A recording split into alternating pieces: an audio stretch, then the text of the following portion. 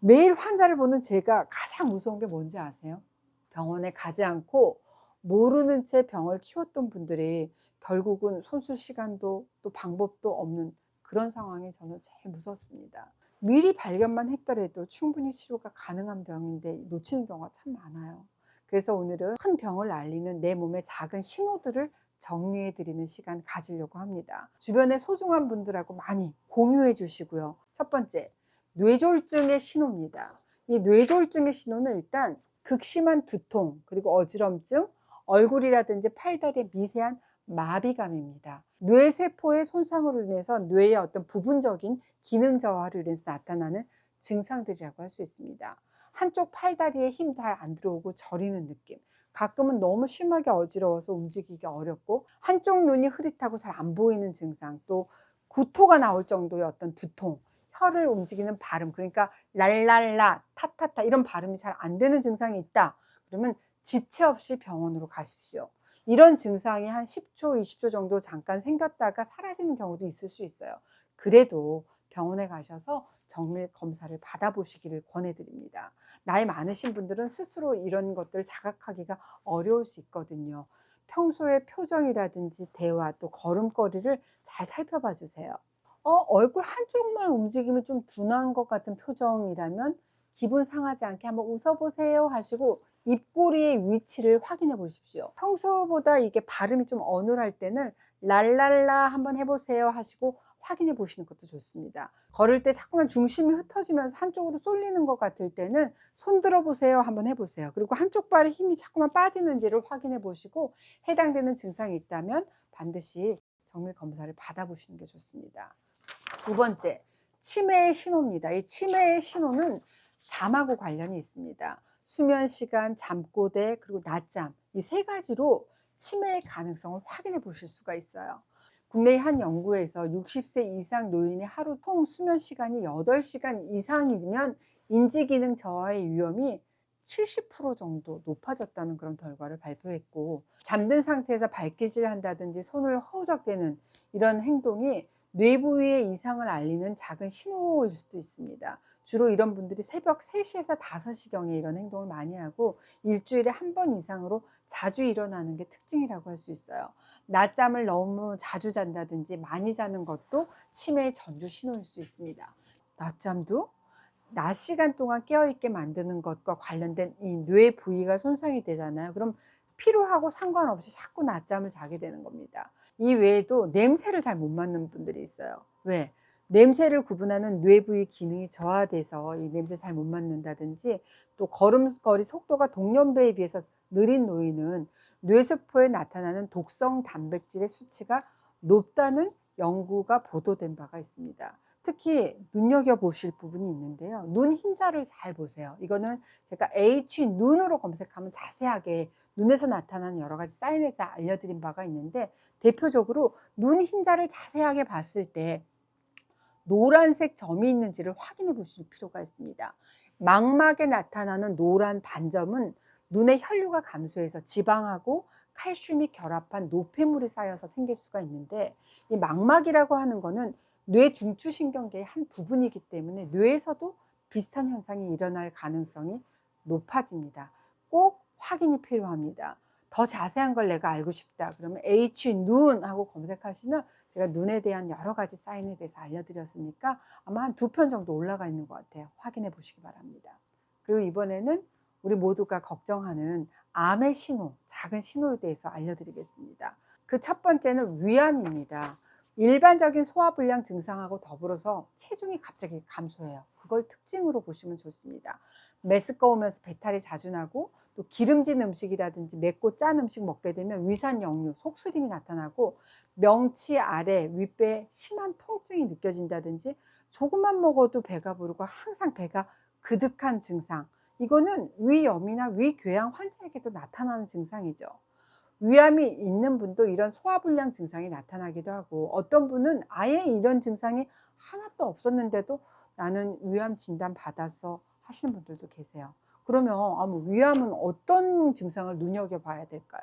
바로 위암의 초기 증상 중에 대표적인 게 바로 급격한 체중 감소입니다. 식사량하고 운동량의 변화가 없는데 내 몸무게가 급격하게 빠져버렸네? 암이 요구하는 에너지가 채워지지 않아서 신진대사의 어떤 불균형으로 발생할 수가 있습니다. 미국 암학회에서는 원인을 알 수 없는 4.5kg 정도의 체중 감소가 있다. 그럼 이것은 암의 첫 번째 징후가 될 수 있다는 의견을 내놓은 바가 있습니다. 특히 60세 이상 나이 드신 분들 중에서 최근 6개월 사이에 10% 이상 체중이 빠진 경우는 반드시 여러분 병원 가셔서 진료해 보실 필요가 있습니다. 그리고 속쓰림하고 통증 이거 없는 분도 내가 변을 봤더니 검은색 변이 지속해서 나온다. 그러면 상부 소화기 출혈의 가능성이 있기 때문에 검사를 받아보시는 게 좋습니다. 네 번째, 대장암의 신호 알려드릴게요. 대장암의 신호는 위암처럼 식욕 없고 체중 감소와 더불어서 지금 보시는 것처럼 배변의 변화로 확인해 보실 필요가 있습니다. 가장 중요한 사인은 피가 비치는 혈변입니다. 근데 모든 혈변이 대장암이다 의미하는 것은 아닙니다. 하지만 항문 출혈로 병원 찾은 사람의 5%는 대장암이 그 원인이었다는 국내 연구 결과가 보도된 바가 있습니다. 대장에 암세포가 자라면서 그 표면에 혈관이 노출되고 노출된 혈관에서 출혈이 발생하는 건데요. 피가 어디에서 새는 위치에 따라서 피가 그대로 비치기도 하고 또 분변하고 섞여 가지고 검붉은 색을 띠기도 합니다. 한 달 이상 항문 출혈 그리고 혈변을 보신다면 바로 이 대장 건강을 확인하는 검사를 받으시기를 권해드립니다. 변비가 생겼거나 설사 변비가 교대로 반복되는 증상도 주의가 필요해요. 국내 연구에서 대장암 환자 7명 중에 1명이 대장암 진단 전에 바로 변비를 경험했다라고 밝힌 바가 있는데요. 변비나 설사만으로 암의 가능성을 물론 얘기할 수는 없습니다. 하지만 설사가 하루에 3번 이상 그리고 일주일 이상 지속이 되고 대변에 피가 섞여 나온다고 한다면 반드시 이건 검사를 통해서 정확한 원인 파악이 필요합니다. 특히 변비 설사가 불규칙적으로 3개월 이상 지속된다. 그러면 그 자체만으로 대장 건강의 이상을 확인해 볼 이유는 충분합니다. 꼭 검사로 확인해 보시는 거 잊지 마세요. 그리고 변 보실 때 대변의 모양도 한번 잘 살펴보세요. 변을 딱 봤는데 변이 연필처럼 가늘어지고 잔변감이 심한 분들도 계세요. 대장암의 가능성을 생각해 보실 필요가 있습니다. 식사량이 적어지면 대변의 양이 줄어드는 건 자연스러운 이치예요. 하지만 난 식사량의 변화가 하나도 없는데도 대변량이 줄었어. 그러면 대장벽의 어떤 종양 때문에 대변의 통로가 좁아지잖아요. 굵기가 가늘어질 수 있습니다. 내가 지속적으로 가늘고 긴 변을 보고 항상 항문이 묵직한 느낌이 들고 간간히 혈변이 자꾸만 나오네. 그런다고 한다면 반드시 검사 받으시는 거 잊지 마세요. 다섯 번째는 췌장암의 신호입니다. 이 췌장암은 이렇다 할 전조 증상이 없어서 이 치료 시기를 놓치는 참 고약한 암, 고질적인 암으로 알려져 있죠. 그런데 췌장암이나 췌장염의 신호라고 할 수 있는 증상은 분명히 있어요. 위장암과 대장암처럼 복통이 심하고 체중 감소하는 것뿐만 아니라 이렇게 누우면 바닥에 닿는 등 부위에 극심한 통증이 생기죠. 처음에는 이게 명치나 배에서 느껴지던 통증이 점점 등이나 허리로 뻗치는 그런 양상을 나타내는데 췌장이 위와 척추 사이에 숨어 있기 때문입니다. 이런 등 통증은 단순히 근육통이라든지 욱신거리는 그런 통증 정도가 아니라 그야말로 등 한가운데가 정말 쥐어짜는 듯한 통증, 날카로운 것으로 막 찌르는 것처럼 심한 통증이 느껴진다. 그러면 일단 췌장염, 췌장암 의심해 보시고 반드시 검사를 받아 보셔야 됩니다. 그리고 회백색 대변 그리고 갈색 소변, 췌장과 담도의 응급 신호라고 할 수 있습니다.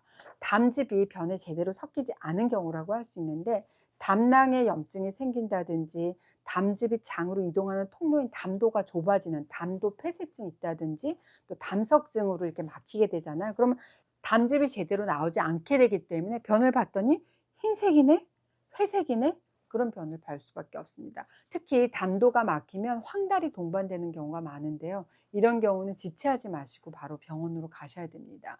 얼굴과 눈동자가 노랗게 변하는 그런 황달은 간에서 만들어진 담즙이 내려가는 관이 췌장의 머리 쪽에 있잖아요. 근데 여기에 종양이 생기게 되면 바로 옆에 있는 담즙관을 눌러서 담즙의 흐름이 막히고 또 색소 성분인 빌루루빈이 제대로 배출되지 못하고 혈관으로 역류하게 돼서 화양달이 발생하게 됩니다.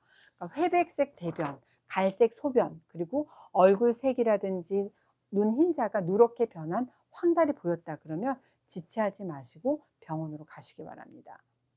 특히 당뇨 있으신 분들은 이 췌장 질환을 주의하실 필요가 있습니다.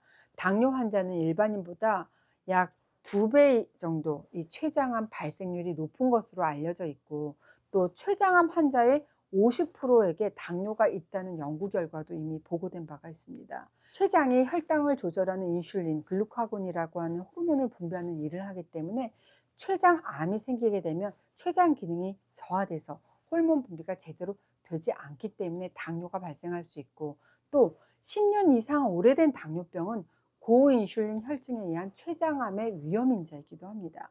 내가 최근에 당뇨 진단을 받았다 하는 분이라면 췌장암의 가능성도 항상 염두에 두시고 확인하시고 또 10년 이상 내가 당뇨 관리를 해왔다 하는 분이라면 췌장암의 가능성을 항상 생각해 보셔야 됩니다.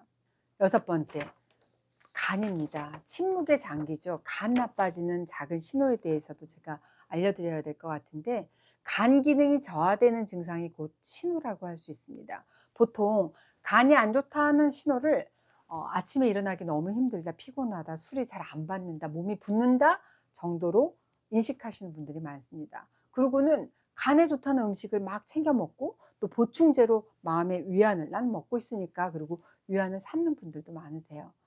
이런 것들은 간이 아닌 내 마음의 위안입니다. 사실 이 간을 위하게 하는 방법이라고 한다면 간에 부담을 주는 음식이죠. 술, 단 음식, 포화지방 덜 먹고 푹 쉬는 겁니다. 하지만 이런 신호가 나타난다면 간에 좋은 음식, 보충제, 휴식보다도 일단 병원에 가셔서 정확한 원인을 알아봐야 합니다. 간에 이상이 생기게 되면 소화불량, 밥맛 없어지고 메스꺼리고 구역질, 체한 듯한 그런 증상이 나타납니다.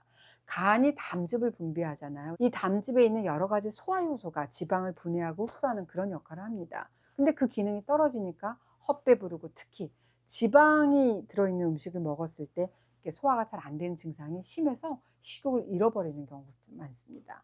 이 외에도 설사, 변비, 복부 팽만감, 방귀가 자주 나오는 증상이 나타날 수 있는데요.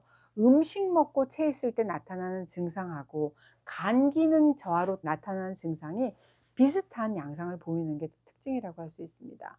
음식을 많이 먹거나 급하게 먹은 것도 아닌데 체한 것 같은 증상이 자주 반복된다면 나 간 기능이 떨어지지 않았나를 의심해 보실 필요가 있겠죠. 간 기능이 나빠지면 간에서 혈액 응고인자들을 충분히 만들어내지 못해요. 그러니까 잇몸 출혈이라든지 코피가 쉽게 생길 수도 있고 작은 충격만 딱 건드리기만 해도 멍이 잘 드는 경우도 많습니다. 그리고 또 다른 신호는 오른쪽 윗배, 그러니까 오른쪽 상복부의 불쾌감입니다. 뿐만 아니라 오른쪽 어깨의 윗부분하고 오른쪽 갈비뼈 아랫부분이 통증이 생겨요. 제가 H 어깨로 이렇게 검색을 해보시면 어깨 통증의 원인이 간 때문이라고 이 제목으로 영상을 올려드린 게 있어요. 그 부분을 자세히 보시면 이해가 쉬우실 것 같아요. 간과 담낭이 횡격막의 오른쪽 아래에 위치해 있기 때문에 횡격신경의 주행 경로하고 겹치는 구간에 그 주변 근육이 뭉치면서 통증이 유발되는 겁니다. 부드럽게 풀어주면 일시적으로 통증이 없어지는 것 같기도 해요. 이런 통증이 근데 자주 반복된다 그러면 초음파 검사를 받아보시는 게 좋습니다. 오른쪽 윗배에 통증이 있는 경우는 지금 말씀드린 간에 이상이 있는 것 외에도 만성 위염, 식적, 담낭, 대장, 십이지장 이상으로도 생길 수가 있어요. 그렇기 때문에 보다 정확한 원인 파악이 중요합니다. 그리고 이 피부의 변화로도 간의 문제를 살펴볼 수 있어요. 간 기능 안 좋아지잖아요. 그럼 얼굴빛이 칙칙해지고 윤기가 사라집니다. 목, 어깨, 윗가슴에 붉은 반점이 생기기도 하는데 이 반점은 손가락으로 누르게 되면 붉은 빛이 사라지고 딱 떼잖아요. 그러면 다시 나타나는 그런 특징이 있어요. 담즙의 순환에 문제가 생기면 피부 가려움증이 생길 수가 있습니다. 간 기능이 떨어져서 체액 분비량이 줄어들잖아요. 그럼 세포에 수분이 충분하게 공급이 안 돼요. 피부 세포가 건조해질 수밖에 없겠죠. 알코올성 간질환 그리고 바이러스성 간염 같은 만성질환 있으신 분들 가운데서도 종종 피부가 너무 간지러워요 하시는 분들이 많습니다. 특히 눈을 딱 봤을 때 눈 흰자나 피부가 노랗게 변하면서 그러면서 피부가 간지럽다 그런다면 주의가 필요합니다. 피부가 노랗게 변하는 황달은 쓸개즙의 색소죠. 빌리루빈의 배출이 원활하지 않아서 일어나는 건데 간세포가 손상이 되면 혈중 빌리루빈 양이 많아지면서 내 간이 감당할 수 없을 정도가 돼서 피부가 노랗게 변하게 되는 건데요. 담도가 막혔을 때도 담즙이 정체되면서 이게 혈관을 타고 역류해서 전신을 돌아다니면서 가려움증을 유발할 수 있습니다. 오늘은 제가 많은 구독자분들이 걱정하시는 질병 위주로 큰 병이 보내는 작은 신호들을 정리해 드렸습니다. 첫 번째, 뇌졸중의 신호는 극심한 두통과 어지럼증, 팔다리의 미세한 마비감, 둔한 발음으로 그 신호를 확인해 보실 수가 있고, 치매의 신호는 길어진 수면 시간, 과격한 잠꼬대, 너무 긴 낮잠, 그리고 걷는 속도 감소, 그리고 눈 흰자의 노란 점을 신호로 살펴보시라는 말씀 드렸습니다.